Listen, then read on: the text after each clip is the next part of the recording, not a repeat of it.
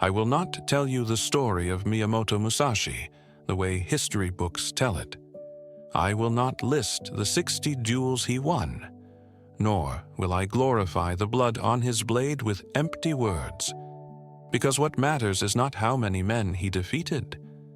What matters is why he chose to walk alone in a world that demanded he belong to a master, a clan, or a system. 17th century Japan was not a place of poetry and cherry blossoms. It was a landscape of ruthless reality. A samurai was not a symbol of art. They were cold, calculated weapons of war. One mistake meant death. 1 second of hesitation meant eternal disgrace for your lineage. Musashi was born into this chaos without the protection of a powerful name. No wealthy clan stood behind him. No comfortable future was waiting for him in a castle. At 13 years old, while most children are learning how to please others and fit into society, Musashi fought his first life-and-death duel. 13. Think about that age. He stood in the dirt, facing a grown man, a trained warrior of the Arima clan. Musashi held nothing but a wooden staff. That fight was not about pride. It was survival in its most primal form. He struck with a ferocity that defied logic, and he won. But that victory did not bring him peace. It condemned him to a life of constant testing.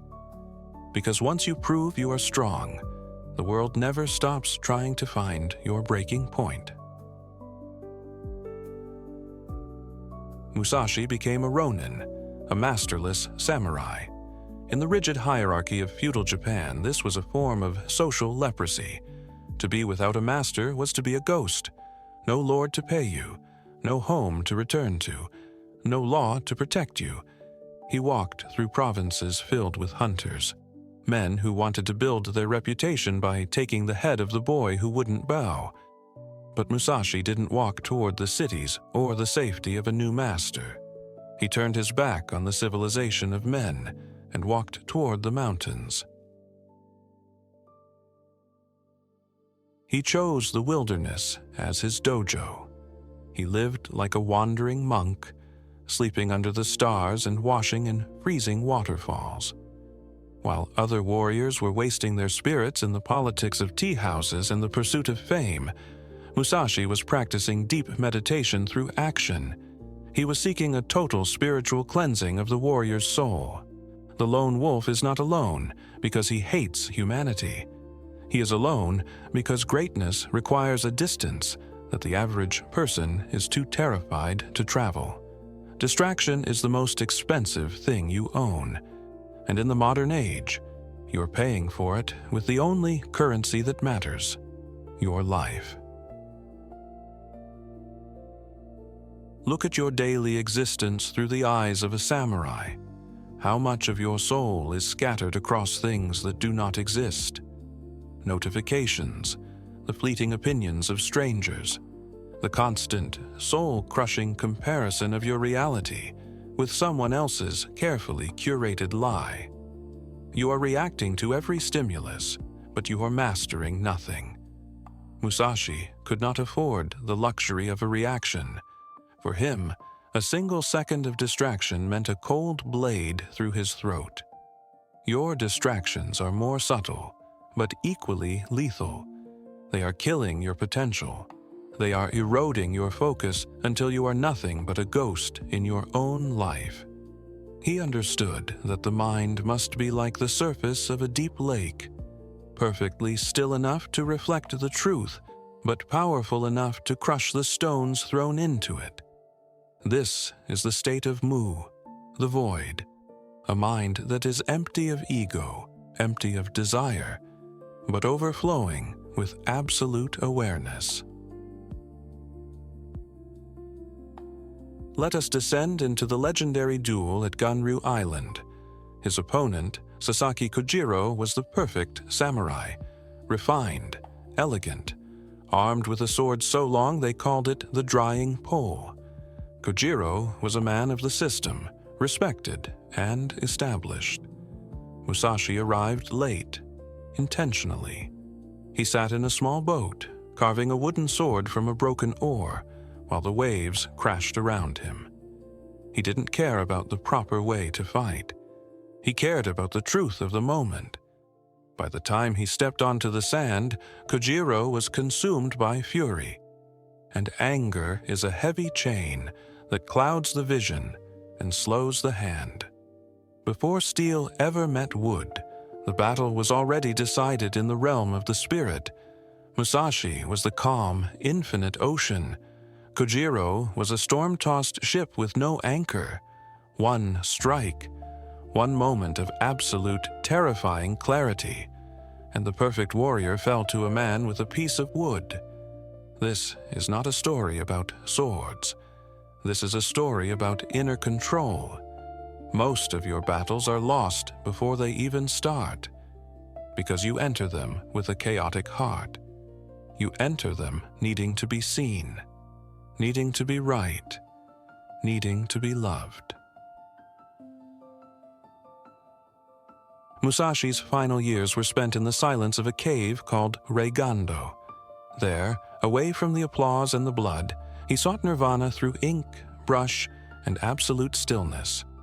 He wrote the Dokkodo, the Path of Aloneness, 21 rules for the soul that refuses to be tamed. He wrote, "Do not seek to follow in the footsteps of the men of old. Seek what they sought." He was telling us to stop being shadows. Stop being a copy of a copy of a copy. Solitude is the forge of the individual. In the silence of the cave, you cannot hide from your weaknesses. There is no crowd to clap for your excuses. There is no friend to distract you from your flaws.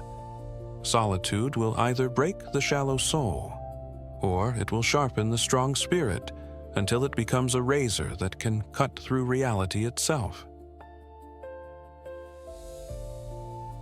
Think about the monk mode of the modern warrior. It is not about living in a cave. It is about building a cave inside your own mind through meditation and discipline. It is about the power to say no to the trivial so you can say yes to the monumental. Musashi taught us that the way is in everything. Whether you are a businessman, an artist, or a student, if you do not master your own mind, you are merely a slave with a different title. He practiced the art of detachment from desire, not because he was a saint, but because desire is a weakness that an enemy can exploit. When you want nothing, you are beholden to no one. When you fear nothing, you are truly free. If you feel misunderstood today, if you are building a life, a business, or a body that no one around you understands, do not panic. Do not seek their approval. You are in your training season. You are in the forest. You are in the cave. The world is noisy because it is terrified of what happens when the music stops and they are left alone with their own thoughts. But you must embrace that silence. You must train while they sleep. You must study while they scroll. You must build your internal fortress while they tear theirs down for a moment of attention. Detach from the need for applause. Detach from the fear of being left behind. You cannot be left behind if you are walking a path that only you can see. The lone wolf does not walk alone because he is lost. He walks alone because he has found a destination that requires a higher price than the crowd is willing to pay. Because one day, the moment will come when the wooden oar must strike the steel sword. And on that day, you will not enter the arena as prey. You will not enter as a victim of circumstance. You will enter as a legend who was born in the shadows of solitude. And like Musashi, you will not need the world to validate your name. You will already know who you are, because you met yourself in the silence, and you didn't blink.